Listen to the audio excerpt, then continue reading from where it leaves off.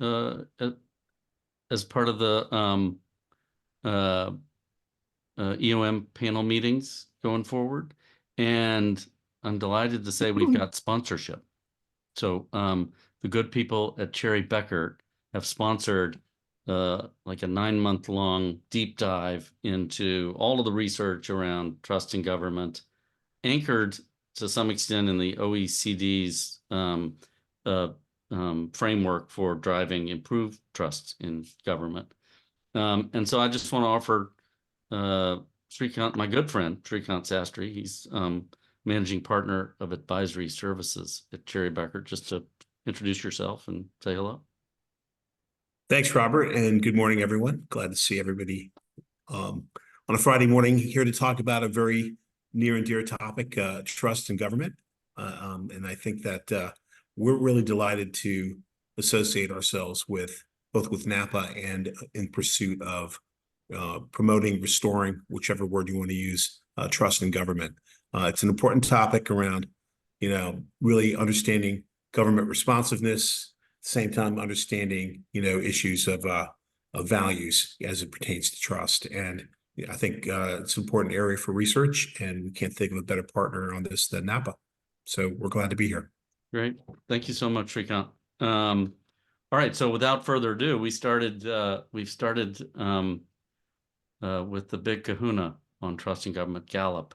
Lydia Saad, the director of U.S. Social Research at Gallup, and Jeff Jones, Gallup senior editor, are going to tee up this topic with a presentation and a discussion. We'll follow that with Q&A. So feel free to, when we get there, raise your hand or type questions into the chat, and we'll field those as best we can. Lydia, Jeff, over to y'all. All right, I will share and we'll get going. Let's see. All right, well, glad to join you all today. We'll try and not make it too depressing, but we can only work with the data that we have to work with, so we'll do our best, but promise you it won't be 100% negative or depressing. We do have a little bit of positive things to say, but you might have to wait a little bit for that until Lydia speaks. So I'll get us started here and just briefly run what we're going to talk about. What is the nature of America's trust in government? Is this something that we're seeing across the board through all levels of government and all kind of agencies and actors in government, or just some? When have we seen the decline occur? And where are we now? Is it kind of continuing to go down, leveling off, improving? Or what's the current state of trust in government? Trying to get as much of a sense as we can as what's causing or contributing to the decline, systemic issues that affect it, political, economic events. And to the extent we can, our data don't drill too much into this, but we can learn what we can from the data, and by doing that, kind of digging into it a little bit, we can kind of get some ideas about maybe things that could be done to help repair trust in government. So we'll start off talking about the big picture, just the trends that we've been seeing. And the best way, I think, to summarize it quickly is just to kind of average trust for the recent decade. So Gallup started asking about trust in the 1970s, and you'll notice there's a gap there for the 80s because we didn't ask trust for that decade. Picked it up again in the late 90s and been continuing on a pretty much annual basis since then. And one thing, when we talk about trust in the federal government, Gallup doesn't really have a single measure that gets at whether people trust the federal government or not. Kind of historically, it broke it down into trust in the federal government's ability to handle international problems and domestic problems, and then the three branches of the federal government. So on the left slide here, we see that the trends in trust in handling international and domestic problems. And it's pretty clear that there's a big decline in each of these. That's really been evident in the past kind of 2 decades. So maybe there was a hint of a decline in the 90s and 2000s, but it's really kind of dropped pretty precipitously in the last 2 decades. And we see a similar pattern when we talk about the three branches of government, executive, judicial, and legislative. So let's get this line there. All right. So that's the federal picture, and those are the institutions, but the institutions aren't the only thing that we measure trust in.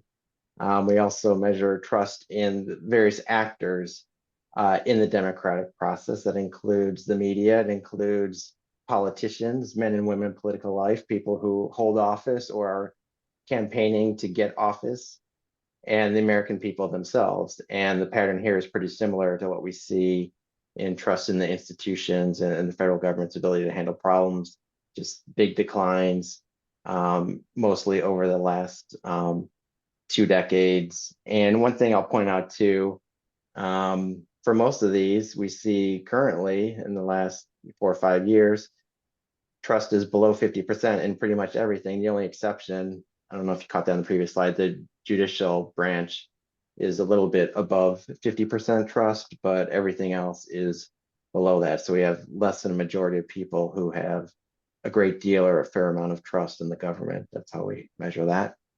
If you look at the parties, the views of the parties, so this isn't necessarily a trust rating, it's just whether people have a favorable or unfavorable view of the two parties, but the trend looks pretty familiar now with a decline over time. There was a time when majority of Americans were favorable to the Democratic Party. That time is over, and there was typically, Democratic Party was viewed more favorably than the Republican Party, probably because there's tends to be more Democrats than Republicans in the U.S. population, but we're not seeing that anymore either. Okay.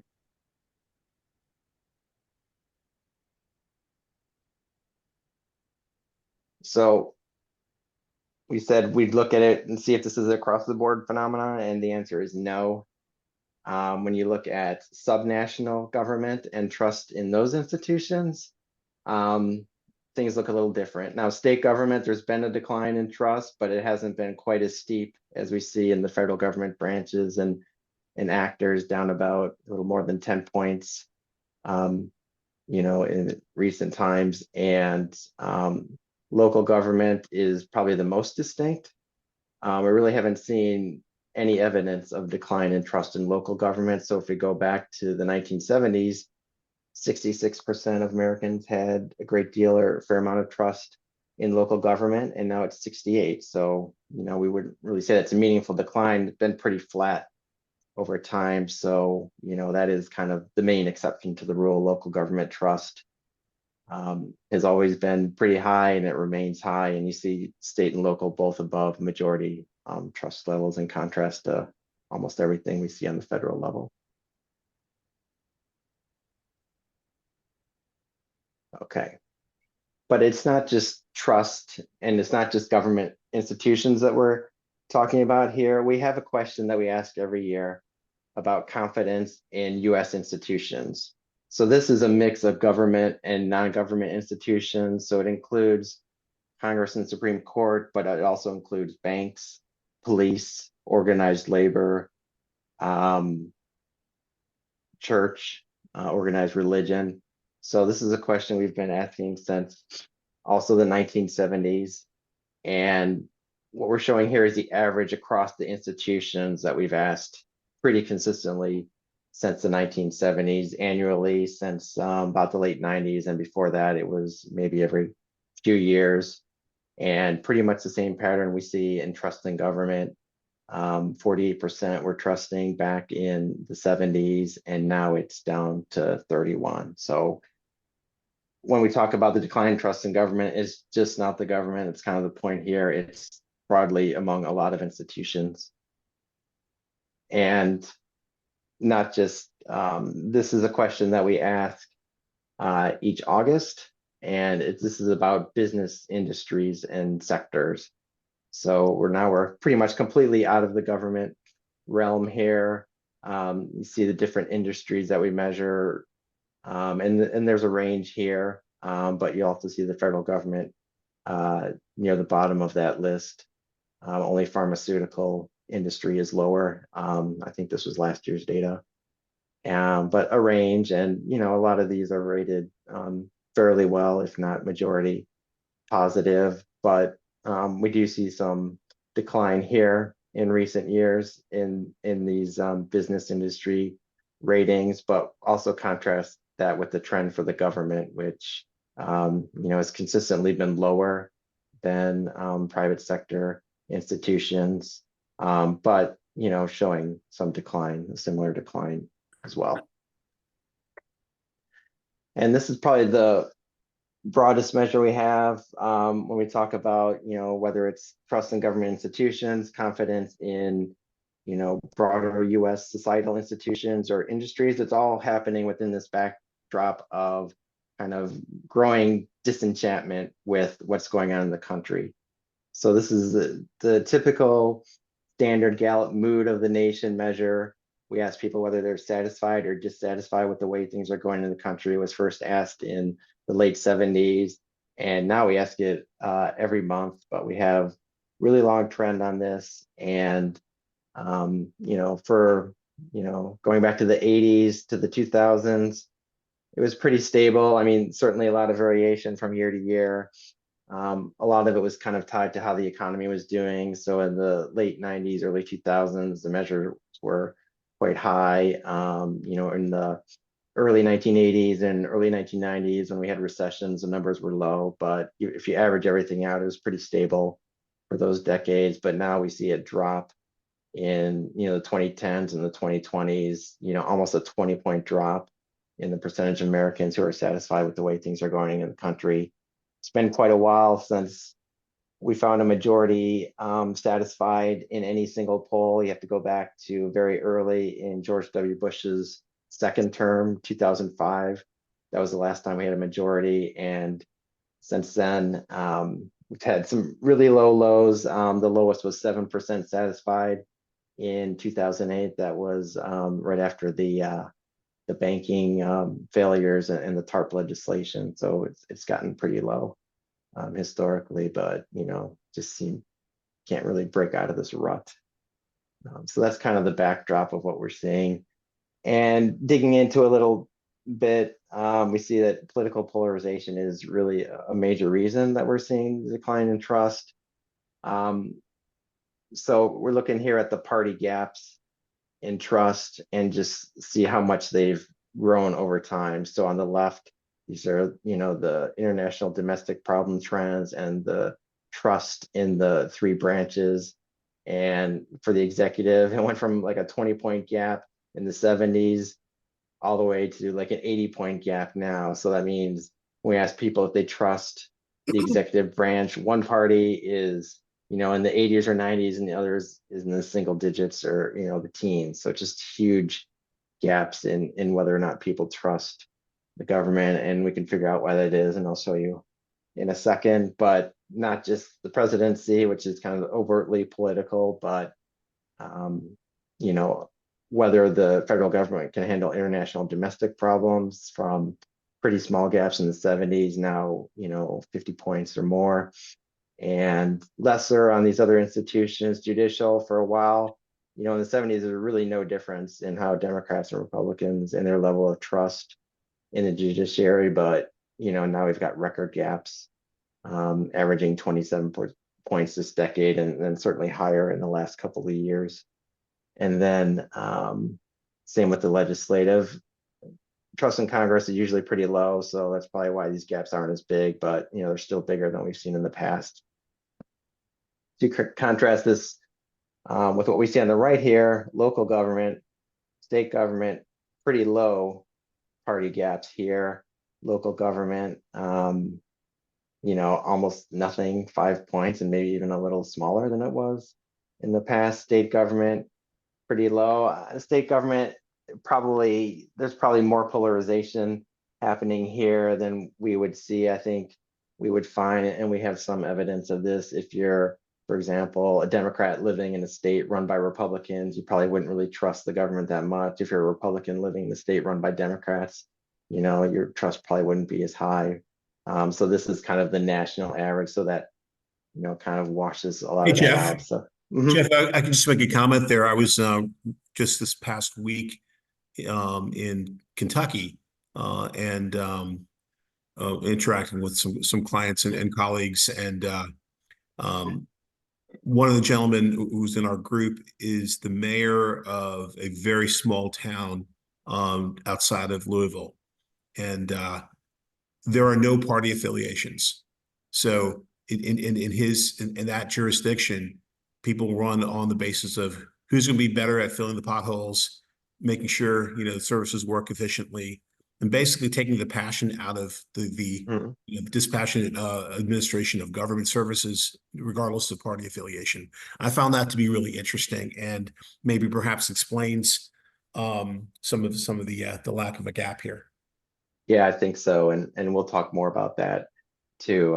It's definitely interesting to see how local government is so different than state and federal government on these trust measures. So basically, if we drill down a little bit more, it's really trust is a lot more conditioned now on who holds power. So if you look at ratings of trust by people who are identified with the president's party, we don't see much decline here. In fact, executive is, higher among people who support president's party than it was in the 70s. And for the federal government's ability to handle international and domestic problems, really no drop on the domestic side, and maybe just a slight drop on international problems. But then if you look at the right, you see the other side. So people who identify with the party that the president is not from. So, now would be Republicans with Biden in power. And this is where most of the action is occurring here. So on international problems in the 1990s, 70% of whoever's party was out of power still trusted the federal government to handle international problems, and now down to 20% on average. Same steep decline, not quite as steep on domestic problems. And then you see that long line for executive dropping, about 40 points. So, on average, in this decade, only 7% of people who identify with the opposition party trust the executive branch. So that's one of the main drivers of this decline in trust.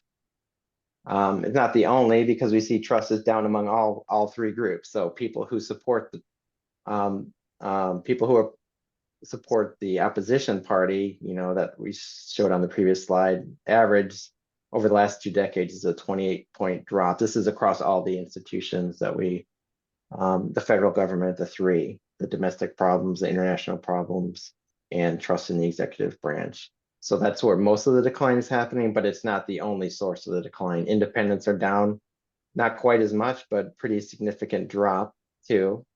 But even people who support the president's party show less trust in the past 2 decades than they did before. So kind of the key point, a lot of it driven by just dissatisfaction when the other party's in power, but certainly not the only cause of this. All right. So this is the trend in the US satisfaction measure. So whether people are satisfied or dissatisfied. Pretty much similar pattern here. So people who support the president's party, definitely a lot more satisfied with how things are going, but we do see a decline among those people over time. Independents, we see that drop of about 10 points, but the steepest drop is among people who are supporters of the opposition party. And the key takeaway here, I think, is just how low it is among people who support the opposition, just averaging 6% satisfied this decade. So that would have been Democrats in 2020, Trump's last year, and then Republicans. Since then, it's just like, if your party is not in power, you are very, very unlikely to say that you're satisfied with what's going on. All right. So now we're looking at the confidence in institutions measure, and I wanted to throw out a couple of different demographics beyond party just to kind of show that the declines we see are pretty much across the board. I mean, certainly evident in party, especially supporters of the opposition party, but in lots of other subgroups as well. So people are always interested in age. We see all age groups are less trusting. This is confidence in institutions, less confidence in institutions now than in the 70s, and pretty steep declines across the board.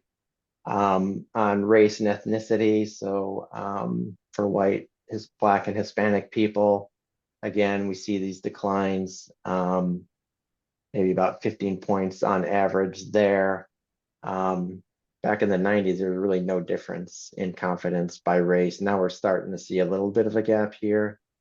Hispanic people maybe just a little bit more likely to be confident in institutions than white and Black people, with Black people slightly lower than the other groups. Jeff, we have a question in the chat. Could you define the term institutions for us? Yeah, so probably the best way to define it is just to say what the institutions are. So there's 9 institutions that we have measured pretty consistently from this since the 70s. So I mentioned some of them: organized religion or the church, banks, police, organized labor, public schools, Congress, Supreme Court, the presidency, and big business. Those are the 9 institutions that kind of fit that set.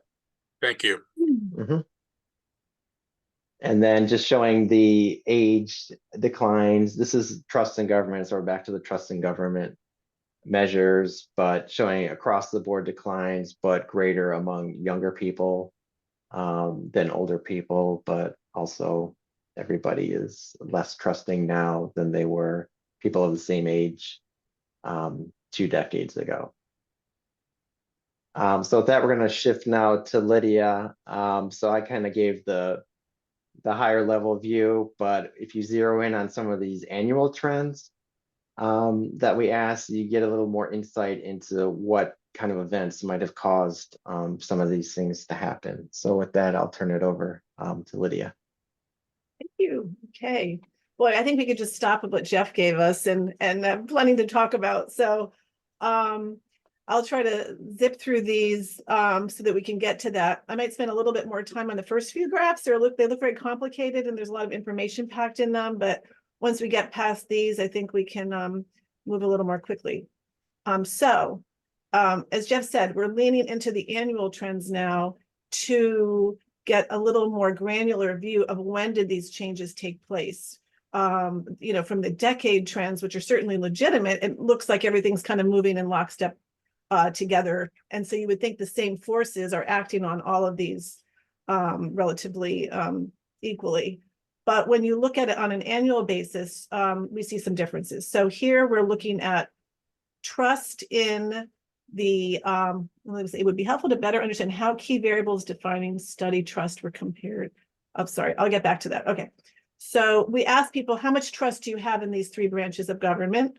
A great deal, a fair amount, not much, not at all. The percentage saying they have high trust. We're showing the early 70s here just to show you that between 76 and 97, there wasn't a lot of change in these. The declines we're looking at are since the 90s. And since then, if you focus on the green line, that's the executive branch. You see it was relatively steady or high, above 50% through the early 2000s. And it's only after that that we see a decline, bounces back up again, and then slow decline after that. And we'll get into that in more detail. But, just want to point out that that's a narrow period between 2003 and about 2007, 2008, when it really cratered. Whereas if you look at the legislative branch, the dark blue line, you see similar, not too much change in the 90s, maybe even improved a little bit, leveled off through the very early 2000s. But then soon after the executive branch trust score started going down, the Congress number started paralleling it, but it kept going. So, we'll see this on the next slide, but that bounced back up in the green line in 2009 as the shift from Bush to Obama. But that made no difference on trust in Congress, at least not on an annual basis. We did see a little bump up in January that year, February, for Congress, but it quickly went back to normal. So normal being on its way down, and it didn't bottom out until 2014. At the same time, the executive branch had been doing its own thing, bopping up and down for its own reasons. And then since then, the trust in the legislative branch hasn't gotten any worse. If anything, it's gotten a little bit better. So there's one little positive pill to put in your pocket. Then we look at the judicial branch, the top line, and you see this really has a life of its own. Yes, there is sort of this downward trend that everyone else has been on, but it's had 3 periods of sharper declines and then some recovery. So this is an institution that shows it can repair itself to some degree.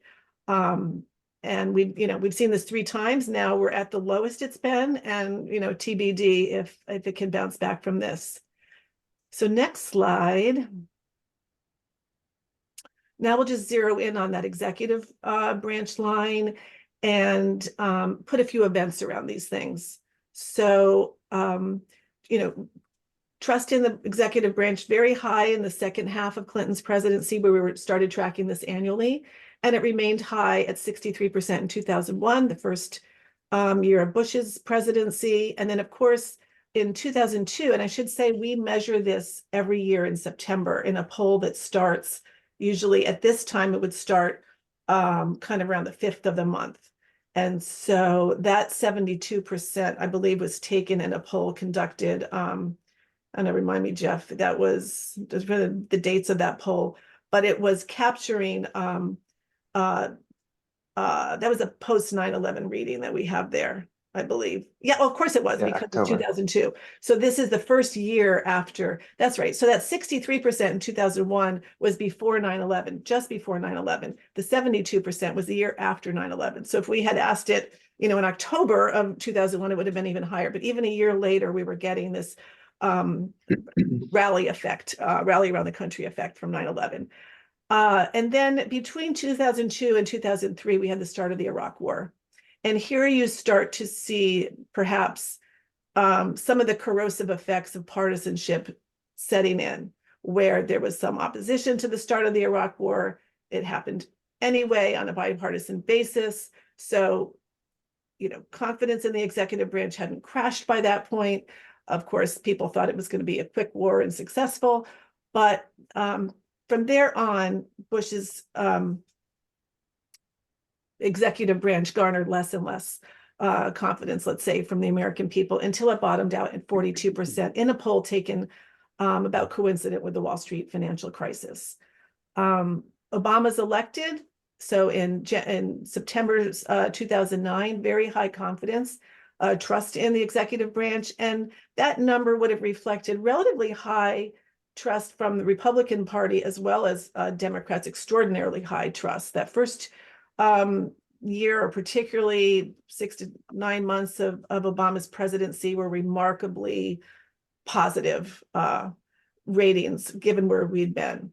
And then we get into the Affordable Care Act legislation, the rise of the Tea Party, and again, things go south. Things turned around for Obama just before the election in 2012. There was improvements in the economy. They had a successful convention where he was able to showcase accomplishments. Democrats really kind of surged in their support of him, and there was the withdrawal of U.S. forces from Iraq, which was very popular.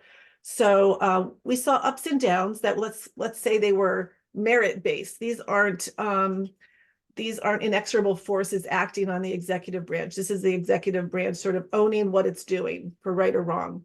And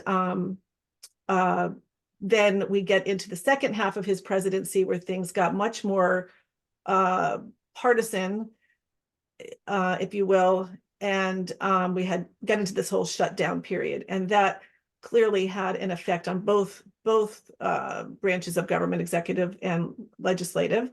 But kind of crawled out of that by the end of his presidency and ended on a relative high note. And then since then, we won't go into too much detail here, but neither Trump nor Biden has been able to get above this sort of suppressed level of confidence that's set in now in this highly partisan period, let's put it. Next slide. And as an aside, we may be thinking, well, doesn't the economy have something to do with this? Shouldn't how Americans evaluate their government relate to how well it's doing one of its fundamental jobs, which is keeping the economy strong? And an economist would put a lot more detail into this, but just the broad strokes would be that dotted line is monthly change in US GDP from the second quarter of the year, which would be the quarter that respondents would have been aware of when they took our poll each September. And so GDP during this whole period from 2001 through the present, except for the Great Recession, the Wall Street, except for COVID, was in that 0 to 4 or 5% range that GDP typically falls in, but no clear up or down to that pattern. And yet we've seen this persistent decline in confidence in the legislative branch and trust in the executive branch. Under Bush, there seemed to be some correspondence between the performance of government and the ratings of Bush's approval rating and perceptions of the executive branch. Obama came in during an economic crisis, and he was just not, his ratings were not linked to the economy. So all of the assumptions you usually make about it's the economy stupid just did not apply to Obama, certainly not for the most of his first term. And so that kind of, you see things actually going in opposite directions. The economy's going down, trust in the executive branch is going up. So these aren't clearly connected things. Now, this is actual economic performance. If we look at the next slide, we're looking at public perceptions of the economy, and we measure that with an index we call the Economic Confidence Index. It's 2 questions. How do you rate the economy today? Is it getting better or getting worse? And this corresponds very closely, very highly with the Conference Board and Michigan Consumer Confidence Indexes. And so over this 2-decade, quarter-century period, we had declining economic confidence throughout Bush's term until you bottom out at the Great Recession, and then we kind of climb back in confidence until you get to the middle of Trump's term, and then we have the crash with COVID-19, and then we get into inflation, which has really put a damper on economic confidence and kind of struggling to improve from that. So that's been the pattern with economic confidence. As I said, we can see some correlation early on between that and trust in the executive and legislative branch. But since then, these things are really kind of moving independently.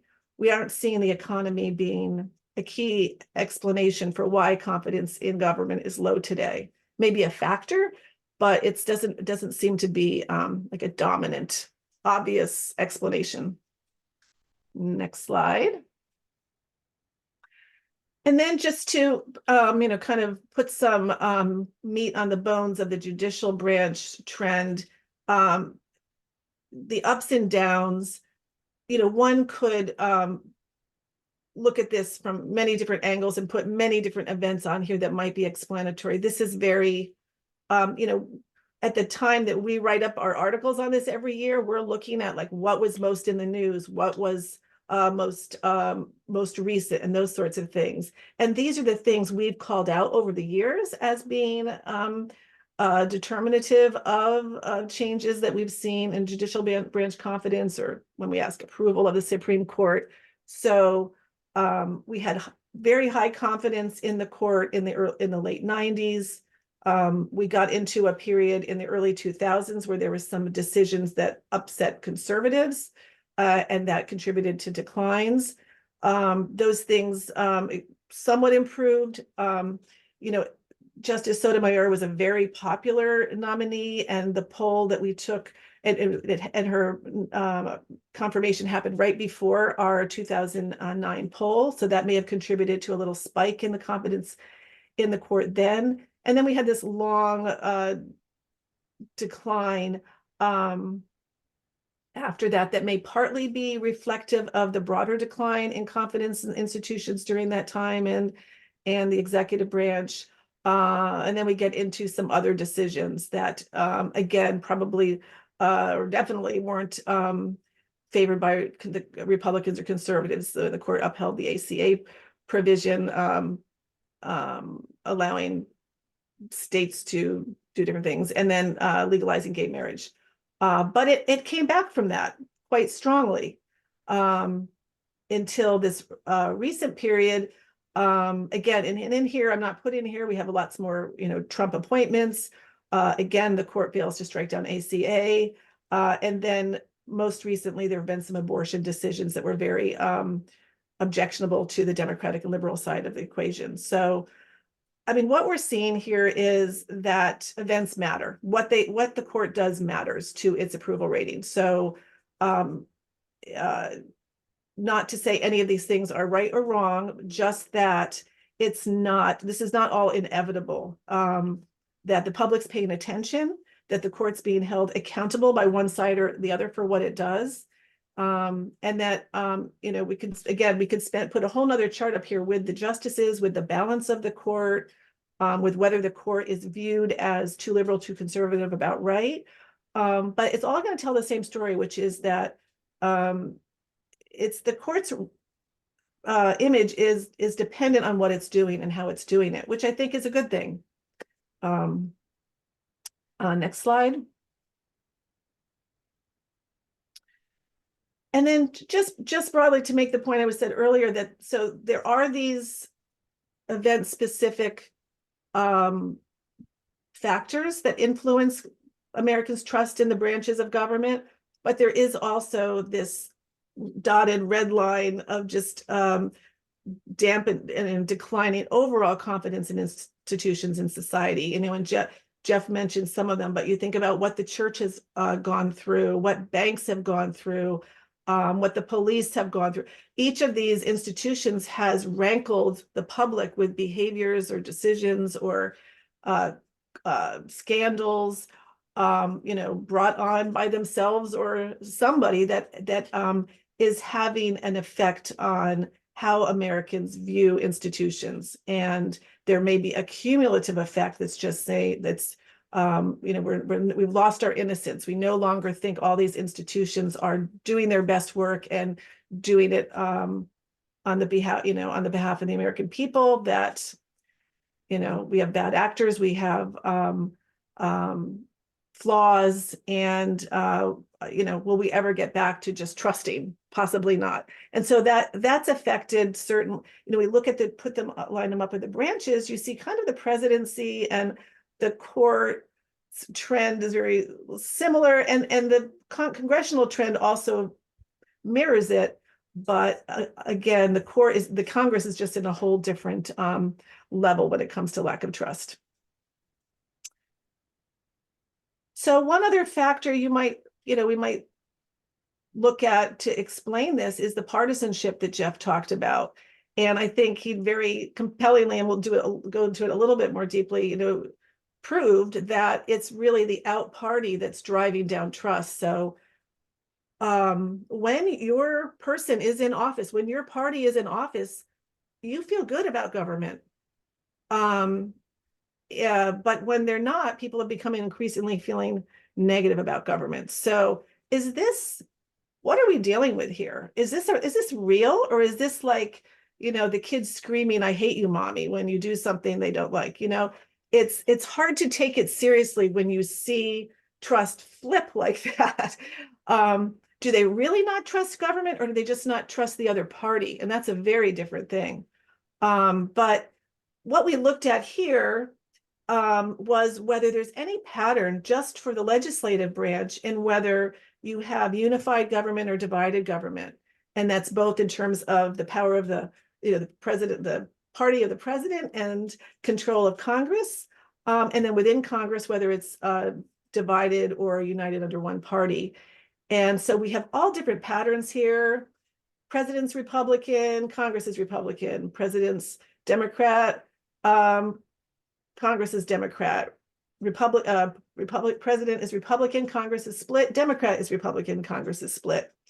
And if we just focus in on, say, that 2001 to 2015 period when Congress saw this long, steep slide, was this only happening when we had divided government and people were hearing all of, there were shutdowns and people were hearing lots of bickering and so forth? No, because, you look at the RR period there in the middle and things declined under Bush during that period. And they declined just as steeply, if not more, when the Democrats controlled both parts of government at the beginning of the Obama administration.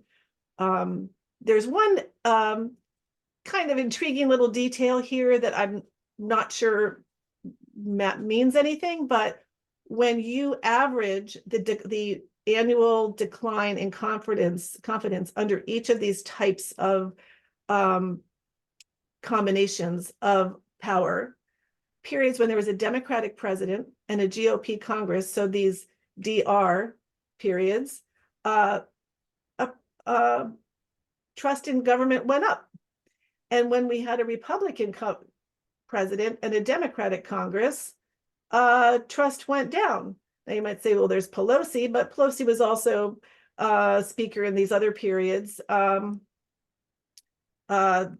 it's hard to isolate a factor, but here we certainly had a strong improving economy that probably explains it. Here, not so much, but it's intriguing that the two periods when we saw improvement were divided government.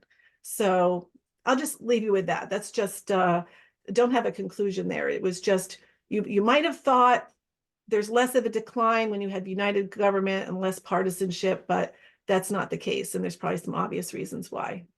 And next slide. So this is looking at what Jeff talked about the in and out party on an annual basis with the R&D lines labeled. So when we have a Republican president, Republicans are more likely to trust the executive branch, and Democrats became increasingly less likely to trust the executive branch. Republicans also went down there too.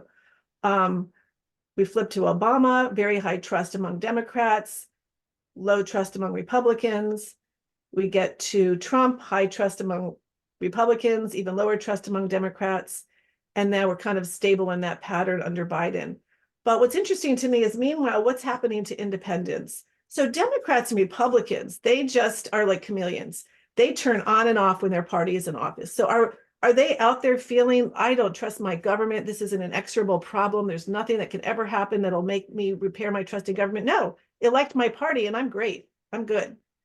But it's independents who aren't particularly thrilled in either case, this gray line, and it's gone down from 58 to 38. So somewhat of a corrosive effect on independents as we've gotten more and more partisan in how we react to our leadership, that it's kind of leaving independents cold. And that's bringing down the national average, as well as this declining trust among the out party.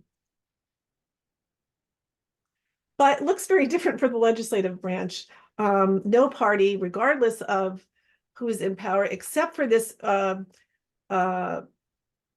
period coming out of the, this is Democrats taking control of Congress at the end of Bush's term and through the first part of Obama's term. Democrats were much more satisfied with Congress then, and same thing here under Biden when they took control back. But Republicans have not been particularly satisfied when Republicans were in power.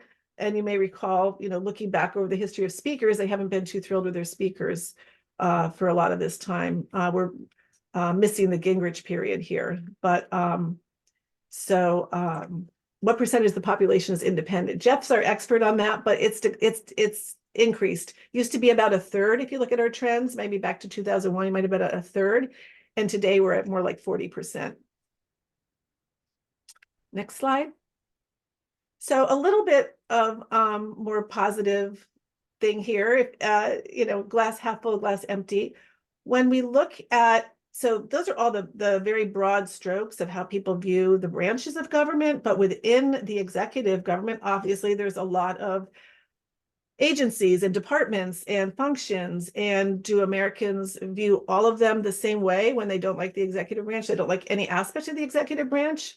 Well, no. So in 2023, we have majorities of Americans saying that the post office is doing an excellent or good job.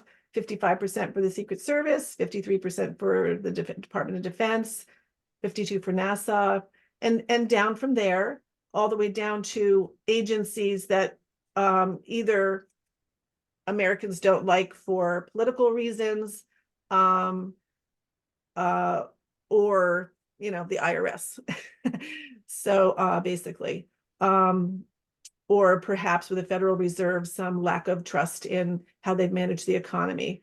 But one thing I'd like to call out is that we say, do you have an excellent, rate them as excellent, good, only, fair, poor. Obviously, only fair is a negative evaluation, but poor is a lot worse, and none of these are getting much more than a third rating them poor.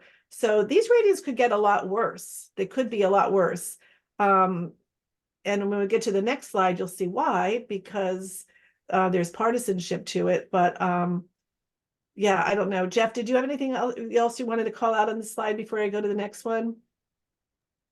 I would just add that some of these ratings were better in the past. So just as people respond to what Supreme Court is doing, and we see the changes in approval and trust in the judiciary, we see changes here. And so if you went back, 10, 15 years, ratings of CDC and FDA would have been a lot higher. But when COVID happened, those agencies got politicized for how they were handling lockdowns and vaccines. So now they're rated less positively than they were. So that's one of the things that we see here. The ones kind of on the left at the higher ratings have either, just have a function where there's not much politics involved, or they've managed to avoid being kind of entangled in political issues and maintain high ratings. But ones that were formerly kind of in that same territory have, unfortunately gotten involved in those, and that's seen their ratings kind of decline. So actually, the next two slides will help illustrate that a little. We didn't choose to put in the long-term trends here, but so here is the partisan, and we combined with Leaner's ratings of these agencies in 2023. And you can see in general, Democrats are more favorable toward these agencies under a Democratic president than Republicans are. Yeah, so the agencies that have the highest Republican sort of out party acclamation are the ones at the top, at the far left, that have the higher overall, because they've got both parties reviewing them pretty well. And then on the far right, we have a bit wider partisan gaps in ratings of these institutions, which is partly why they're at the bottom of the list. But if you just look at, say, what Jeff's pointing out, like the CDC here. So in 2023, 66% of Democrats, 22% of Republicans rating the CDC positively. FDA, 51-27. And look at, Justice Department, 53-18. Now you go to the next slide. This is what these partisan ratings looked like in 2017. So during the Bush administration, almost, much more parity in how the parties evaluate the agencies, which is interesting that even under a Republican president, Democrats' ratings don't go as low as Republicans do during a Democrat. They still have, there's just a little bit more of a fundamental trust, I think, in government per se, and government doing things among Democrats and Republicans. So for Republicans, they're more likely to trust these agencies when you have a Republican president, and that kind of dissipates when you have a Democratic president. But look at the Republican trust in the CDC under, pre-COVID, 60%, FDA, both were a little bit lower there. I don't know if that was what was going on right there. But again, back to that point that things change based on who's in power. And so when we talk about trust in government, sometimes what we're talking about is trust in the opposition party. That's what we're picking up when we pick up these declines in confidence. And again, which is why I go back to the independents being so critical. And that was a very good point. We've not only have lower trust among independents, but we have more independents because more people are opting out of the partisan system. Yet we're not electing independents to office, are we? When we ask questions about would you rather have a third party, we're not seeing a surge in that. Everyone always says, or we've got a kind of a steady amount that say yes, we be better with a third party, but people aren't flooding toward them. So I think a lot of that is that people, in some sense, are, we got two blocks of people that are satisfied having a two-party system and waiting their turn to be in power. And it's very hard to get past that. And I think we have one more slide or not. Nope. I'll pause there and turn it back to Jeff. All right, so trying to take all of these points together and look at it from a bigger picture and try and tease out, some of the learnings, but also what we could maybe take from those to try and see how trust could be restored. So one of the key points here, which we talked about, is that local government trust is much higher than federal, and state is higher than federal as well. That's a phenomenon we see in a lot of things. So not just trust in government, but anything that's closer to the person tends to be rated positively than something that's more distant. So in addition to trust, we see that when we ask about education, if people are happy with US education versus their local schools or even their own child's school, much higher for the local and their own situation. Crime, the economy, same patterns. Things closer to the respondent are viewed much better than things further away. So that seems to be one of the key reasons that trust in local government is higher. And then we talked a little bit about this too with local government. It's there's other reasons, but one could be it's nonpartisan, right? So people aren't running as Republicans or Democrats in a lot of places. There's no party. Pick the best person. Who do you think will do the best job? That's who gets elected.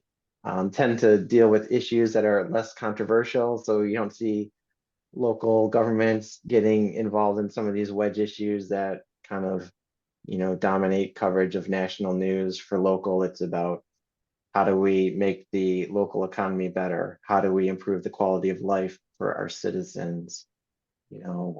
Things like that. How do we make the schools better, as opposed to these kind of more divisive issues, everyone kind of pulling in the same direction, wanting the same goals, and things that aren't, necessarily as controversial. And then it could be, this may not be the best, most hopeful explanation, but people just may not know that much about what's going on with their local government, and therefore in the absence of seeing a lot of negative news, they tend to evaluate it positively, where there's plenty of negative news about federal government and what it's doing.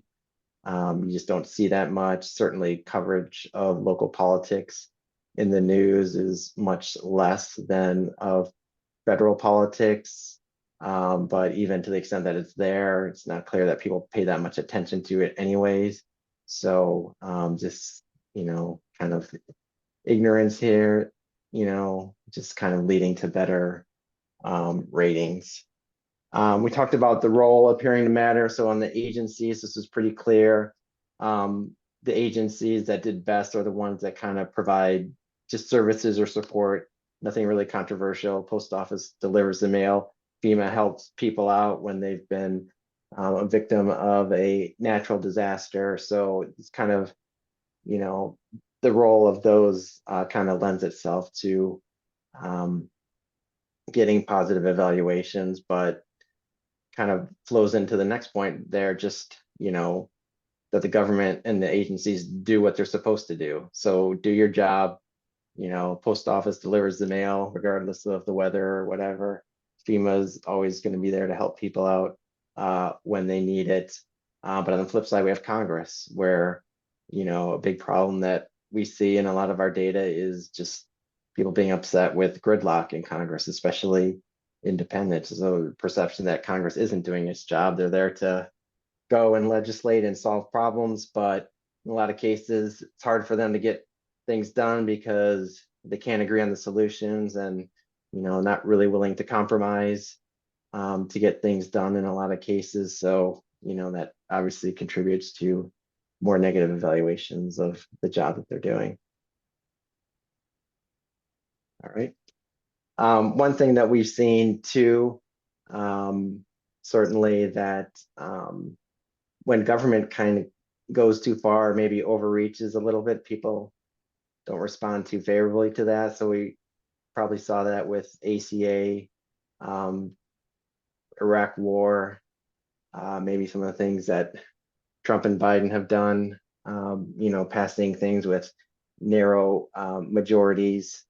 But that changed policy quite a bit. The public just doesn't respond that favorably. There's some political science literature on this that points to kind of a balancing factor. We've kind of seen it where people's opinions kind of shift depending on who's in office. So maybe when a Democrat's in office, they'd be less likely to support stricter environmental regulations, stricter business regulations, but when a Republican is in office, might be more likely to see support for those kinds of policies. So it's kind of like the public in some ways is kind of adjusting, to try and bring things more towards the middle. Now, this is certainly harder to do in the environment that we live in, where we have two parties that are not really willing to compromise. And partly that's because a lot of the people who are elected through the primary system, they win a primary in a district that isn't very competitive. So whoever wins primary is pretty much going to win the general election. But, in order to win the primary, it seems like some of the more extreme people are doing better in the primaries because they can appeal to enough people within the district to win the primary, which may be against, 4 or 5 other people. So you win 20-25% of the vote. That's enough to get the nomination. So now when these parties get into power and, even with the narrow majority, they're trying to pass policies that please, the legislatures and their constituents. But if, those people are a little more extreme than what we've seen in the past, then the policy is going to be moved more in an extreme direction and, probably tick off independents and certainly tick off people on the other side when those policies become law. Jeff, let me interrupt you only briefly to say to people, if you have questions, we're coming up on 11 o'clock, which is typically question time. If you have questions, please put them in the chat, and Robert Shea will call on you or will call out the question. So we're just about on time for questions. Okay. I just have a couple more points here to make before we take questions. So external factors can matter. So the economy, rally events we saw after 9/11, trust in government increased. That's not something that people have much control over, but when they do happen, it can affect trust in a good way. The economy, probably more evident, like in the late 90s, in Clinton's second term when the economy was so good. Now, the way people view the economy is increasingly tied to their political views. So if your president's in power, tend to see things as better. If the other president from the other parties in power, kind of see things the opposite. We've always seen that, but the gaps have gotten larger on that. So the economy may not be as closely tied to trust in government as it was in the past. And lastly, just a media factor. In terms of describing what's going on, cable news has become, more partisan than traditionally news was in the past. And social media, people can find news and information that basically reinforces their perceptions instead of challenging them, and can shade things in a way to make things look better for their side and worse for the other side. So in that kind of environment, when we kind of have these competing facts about, for example, how good the economy is under Obama, Democrats thought it was great, Republicans thought it was terrible. Trump, it was the opposite, but I'm not sure that the economic statistics would have kind of looked that different under the two. So, that's another factor kind of leading to this and causing these big swings between supporters of the president party and particularly the out party. So with that, we'll conclude the presentation and open it up for questions. Thank you both. This was fantastic deep dive into your data and the drivers. So now, before I launch into the questions in the chat, Ed, I know you wanted to pose a question. Robert, I think I'm going to let the other folks go and perhaps go offline with Lydia and Jeff on the question. Okay, great. Because I see one from our esteemed president. Terry, do you want to pose your question? Sure, thank you. Yeah. And I think there were a couple of other questions along with it, which is the lack of knowledge about local government is or is not correlated to the consolidation of media and the loss of local media outlets. Yeah, I definitely could see that. Although, I mean, it's not like we saw lower trust in local governments when there was more local media. So I just wonder if the stakes are lower, maybe also. And even when we had local media, I think a lot of local media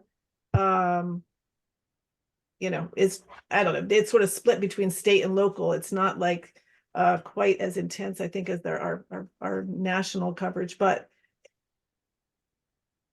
yeah.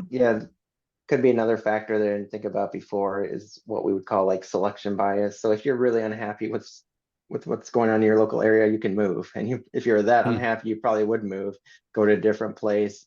Now I'm happy with what they're doing. So that could be a factor as well. I kind of think a lot of it just ties to what we said about just whatever's closest to me. I feel much more positive about. I mean, certainly when you think about where you live, the schools your children attend, those are choices that you're making. So you may have some kind of hidden bias to confirm that you made a good choice to rate those things positively rather than, negatively. But as I say, if you're really unhappy, then you can change that situation and try and find something better. Thanks.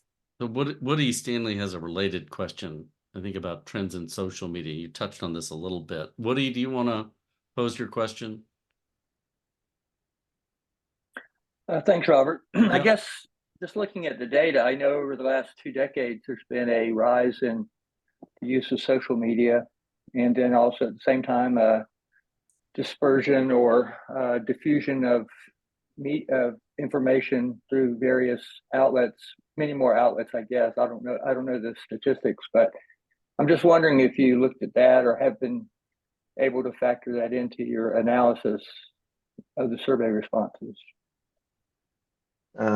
Certainly something that's like co-occurring, like the rise in social media. So I don't know that we can relate it directly, but certainly a plausible explanation. One bit of data that I think speaks to that is trust in the media by age. So what we find is young people are a lot less trusting in the news media than older people. And you think about the kind of environment that the people grew up in. So younger people have grown up in the social media age and the partisan news age, where the older people, they grew up in the Walter Cronkite age. So they had that trusted figure down the line, here are the facts, not trying to spin it either way. Even if there was bias back then, it wasn't talked about as openly or as much as it is today. So that's something that we've seen, in terms of trusting the media. It's certainly, at or near historical lows now, but I think it could get worse once the older people who had those positive experience with the news media, they kind of move on, and then the people who replace them are coming up in the same environment that we're seeing now. And,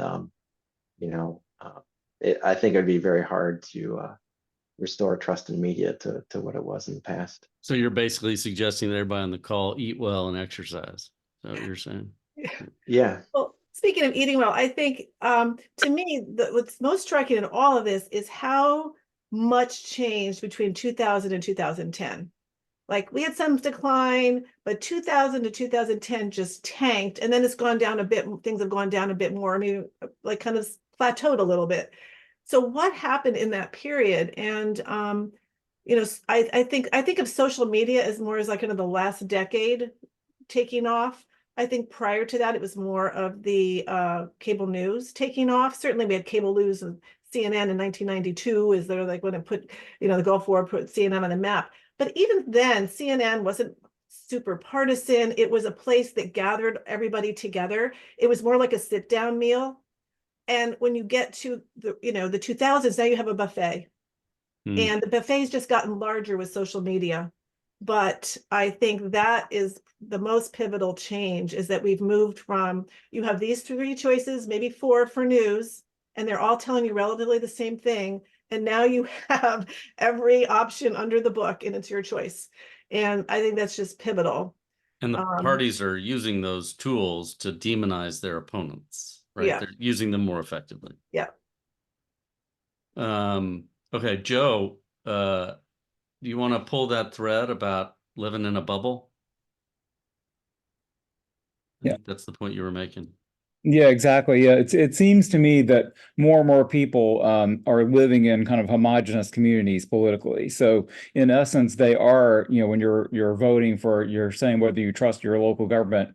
I mean, most likely your party is in power to the extent that it's a partisan government. So I'm just wondering, and I know, Jeff, you had talked about also that people are moving to different communities. They can leave a community that they don't like. And, you know, it's harder to leave the nation as a whole, but it's easier to move from one place to another. So just more of a statement or comment. Not sure what you all think about that. Yeah, I don't have anything to add to that. Okay, great. Thanks, Joe. Now Virginia is asking y'all to opine on this political question about the viability of an independent third-party candidate. Virginia, do you want to dive in? It just was, you know, it was really a surprise to me to realize that 43% of the voters are independent. And, you know, it's always been, there'll never be a third party. You know, every once in a while someone tries, and like currently there's an effort and it doesn't happen. And it just made me think, you know, are they still so diverse internally as a group that there isn't an ability to coalesce? Or does this, I mean, we're in such a disruptive age. Is this the kind of really disruptive environment that does lead to some sort of catalytic change in the way in the way our parties are established? I mean, could there be a real valid third party that comes out of this? Thoughts, you know? Yeah, I mean, one thing that we've seen, certainly the rise in independence, and that ties back to around 2010. What we've seen, like historically, younger people were more likely to be independents, but as they got older and they voted and established themselves, they would kind of gravitate to one party or the other.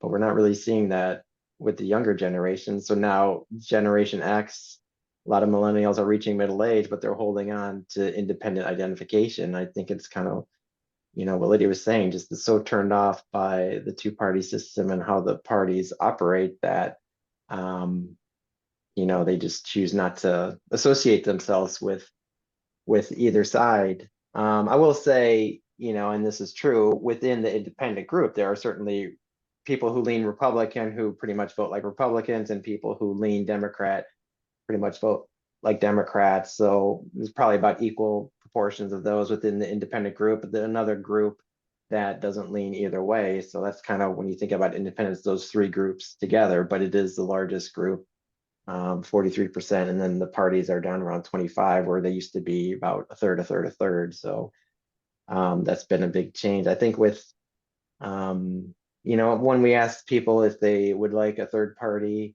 most of them say they would, but I think, you know, it's just the structural challenges that are so hard to overcome. So now this election cycle, and I think it might have been 2012 or 2016, where they had groups that basically were going to take care of all the bureaucratic stuff to get a third party candidate on the ballots. But at the end of the day, they couldn't find any candidate who would run on that platform. And it's because, I guess, in some degrees, they don't want to be a spoiler. And in some degrees, that might be the end of their political career if they had a political career that they want to, or maybe they're just has-beens and people wouldn't really vote for them as well. So it's, just, structurally, it's just very hard. It's majority member districts, in the electoral college, whoever wins the state, that could be a plurality of the votes. It doesn't have to be a majority, but because of the way these winner take all districts for Congress and states in the electoral college, it kind of just reinforces two parties, try and get these as big group together as possible so that you can, beat the other side and, just the third parties. I mean, we've seen it, and I think this is kind of part of the political calculus now. Do you really just want to run just to be a spoiler, or you really don't have much of a chance to win? Is that going to be your legacy? Just like spoil it and hand the election to Trump, hand the election to Biden, or whatever.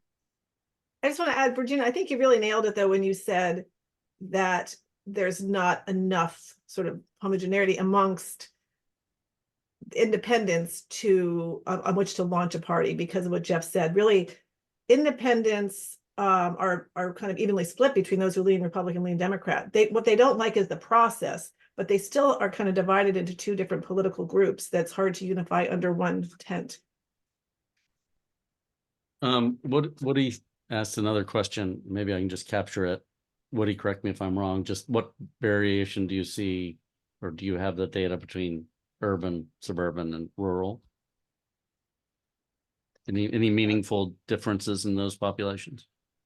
We haven't really studied it. We have some data on it. So not having studied it, I would. Got it. Yeah. Okay. I don't want to venture a guess as to what it would show. And Larry Rosenthal, you want to ask your question?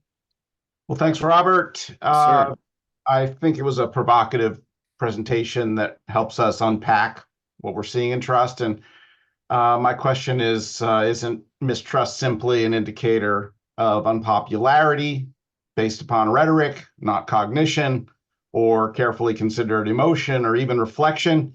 I imagine if Gallup asked whether folks are fans of the CDC, the not a fan responses would closely track what currently gets labeled as low trust. I think the presentation tells us we shouldn't be equating the trust we're trying to build with the opposition that we're measuring. If I think about how I respond when someone asks me whether I am in a state of trust, it's my own guess about the future. It's my probabilistic assessment of my own wish fulfillment and my expectations of your success versus failure relative to your promises to me. Popularity is about fandom and personal identification. I'm a big fan of the National Football League, but I don't trust the referees that much. Yeah, one point I would say about that, I mean, I wasn't working certainly, and was probably in diapers when Gallup started asking these questions, but I think the idea was this is something that transcends job approval, because Gallup had been asking job approval, since Franklin Roosevelt was in office. So we established these trust measure, which is supposed to be some kind of higher, I guess, bar that, like I say, transcends partisanship. And I think we saw that initially, and maybe even as late as the 1990s, but now it's kind of gotten really, mixed up into partisanship and being contingent. It really isn't supposed to be something that's contingent on who's in power, but increasingly it is. Let me take a moment, because we forgot to thank Larry's dean, David Wilson, a former Gallup guy, now dean of the Goldman School of Public Policy at California, Berkeley. And David was nice enough to reach out to Lydia and Jeff and invite them to come. So thank you, David. David's not with us today. We want to make sure we thank him. Robert, back to you. Yeah, yes, sir. And Clint Brass is going to make me ask his question because he says he doesn't want to go on audio, but it's basically a methodology question. He put it in the chat, basically, Pew has broadened their categories by political typology, and whether that could illuminate some distinctions among these populations. Any thoughts? I mean, we're not quibbling Republicans with your behave like methodology, of Republicans and course. Democrats behave like Democrats. It's hard to, it's hard to get beyond that. But I understand what they're doing, and we certainly see differences within the Democratic Party between the liberal, self-identified liberal Democrats and moderate, what's left of conservative Democrats on some issues. In the Republican Party, much dominant part of the party now is conservative, but they do differ from those few left that are moderate. And then the independents. I mean, those kind of 5 groups are like the most that I see being really dynamic in the process of how leaders are rated, how people view issues. Those 5 explain a lot. But in the end, those partisans come together to vote for their candidate almost regardless. So yeah. I would add to, well, when we do look at it, and it's usually those kind of groupings, so conservative, moderate Democrats and liberal Democrats, and then moderate liberal Republicans and conservative Republicans, independents. Those kind of more centrist Democratic and Republican groups, probably a little bit more towards the center than, the dominant ideological wings of those parties, but it's not that much. So, I would just kind of, back of the envelope, maybe like 5 to 10 points closer to the middle than the party. So they're a lot more like the party group than they are like the middle. So we do see some effect of these kind of, more centrist groups in each party, but it isn't that large. Got it. Quentin, do you want to pose your question, anchoring back to the OECD work? Yeah. Yeah, I was interested. You mentioned at the beginning of the webinar about OECD trust work, and they've talked about drivers of trust. And I know these aren't the only 2, but what jumped out at me and kind of has led to some work over the last couple of years was their emphasis on the fact that whether it's elected officials or government agencies, there's not a lot of listening. That might also account for the persistent difference between local and state or federal. But not a lot of listening going on, and there's not a lot of accountability for getting anything done. I'm thinking of something I was involved in, the infrastructure bill, kind of floating around. The politicians are still struggling with fixing the permitting process. So all this money is just being thrown out there with no process streamlining, and it's raised the price of construction. It hasn't been a net plus.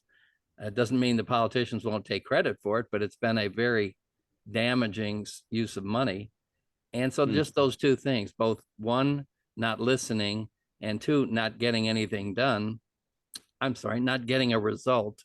It doesn't mean they didn't pass legislation. And I just wondered if anything Gallup or anybody else is kind of tracking has picked up on that, those OECD findings. Yeah, our measures are pretty broad, and they don't get that specific. So we just kind of track, the overall measure, and then it's kind of up to us to infer, as we did here today, why they might be going up or down in certain situations, given what we know about, the news environment and what's going on with, government branches or institutions. Yeah, I do appreciate the juxtaposition of life events with your data. Robert, let me just get another commercial. Yeah. Our next session on trust will be in either June or July.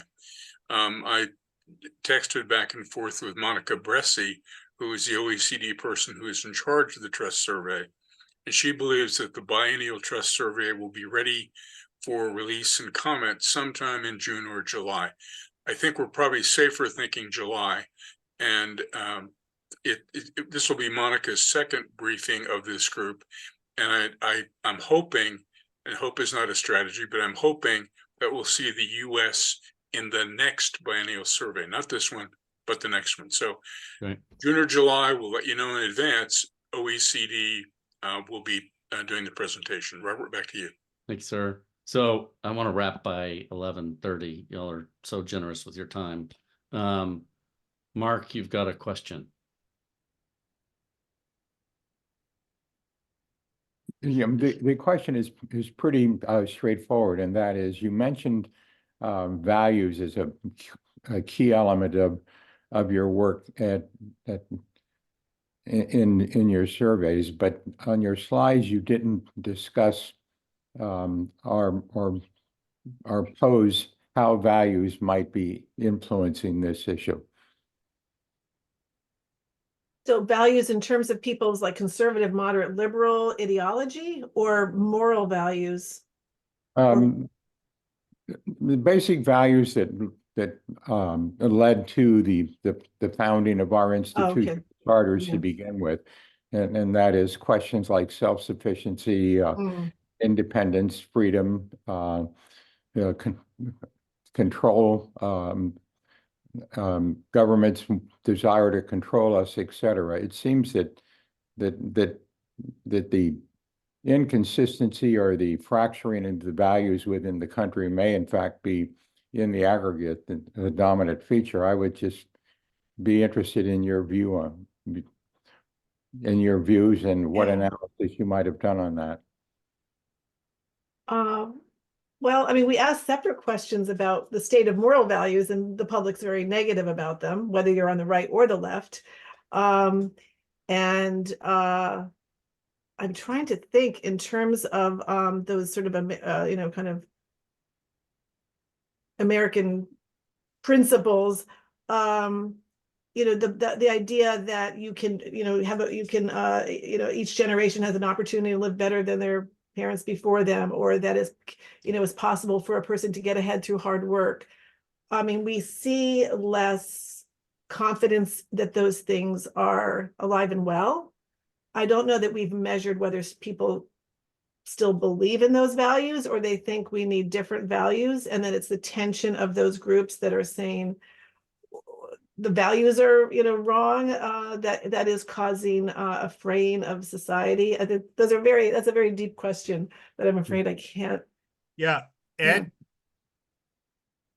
Hold on, Anthony. We got one more question in the chat. John Palguda asks a very non-controversial question. Do you want to quickly summarize that question, John? Yeah, very quick. I tried to think back over what's unique in the time period covered by the polls, and there were two things. One, 9/11. We saw the impact of that the 9/11 attack on the polls in a positive way. On a negative side, the continued attack on the legitimacy of the election, and the high percentage, majority of Republicans who truly believe, if the polls are to believe, that Biden was not elected, and it's sustained. I mean, it continues to go. It seems to me, when you look at what's happened with the economy and everything else, there's almost kind of a wash over time, but that's a unique event. Maybe it's just me, but it seems like that may actually have a very real impact on trust in government. But I'd be interested in any other opinions.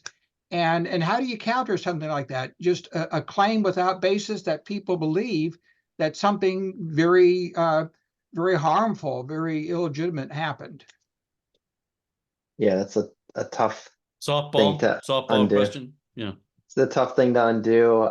Certainly, disputes over the outcome have affected people's views of democracy and voting. One of the things that we saw, which is pretty apparent in our data, prior to 2020, Republicans and Democrats were about equally likely to say they would vote absentee.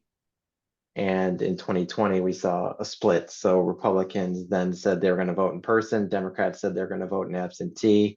It's hard not to think that that's because of Trump's rhetoric in 2020 around the, security of mail balloting. So something that historically had not had any kind of partisan,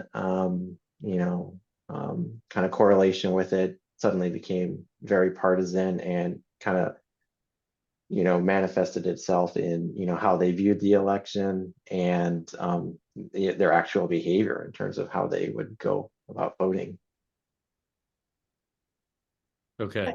I think it's just also this whole idea of alternate facts. So when you're getting your information from different places,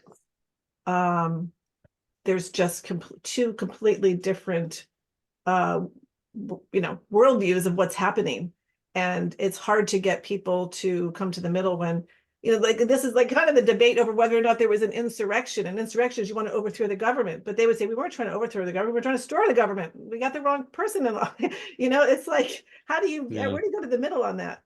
So Okay. Yeah, and how does one deal with it going forward? I don't have the answer, and I'm not asking Yeah. for one right now, but that's a real toughie.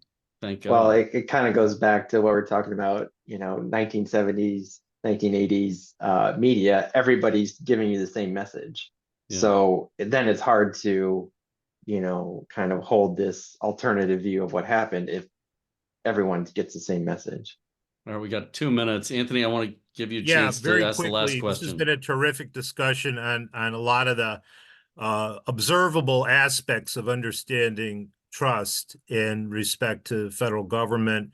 The durability of human values is a critical aspect with respect to policy making and how it changes and fluctuates from one administration to the next. Critical factor that affects human well-being in all of the departments of government. 1, 2, where is this leading? In other words, so what? Okay, you've addressed trust. What does it mean? How does it influence and impact society, quality of life, and all the key mission plans of each department of federal government? I would like to see that as part of the agenda in June. I think that would be very interesting as a fantastic continuation of this terrific conversation that's led to a great foundation in understanding trust so broadly. Thank you, Lydia. And thank you, Jeff, as well. You're going to have to wait till November. I'm sorry. There are 4 groups. A couple of them haven't been fully invited yet. We'll be making presentations. And after those, we'll synthesize that and answer your question. And I'll specifically include you in the conversation about how that's done. Thank you very much. Yeah, let me echo Anthony's statements. Lydia, Jeff, bravo. It was a long, meaty presentation that really sets the foundation for the discussions we're going to have going forward. Congratulations on your work. As you probably noticed, there are more than 52 participants and are still almost 40 participants now. People came early and stayed late. Yeah. Well, thank you for having us, Kim. Thank you so much. Everybody have a great weekend. All right. Take Thank care. you, everybody. Thank you, You know where to guys. find us if you need us. Thank you. All right. Bye-bye. Be well. Bye-bye. You too.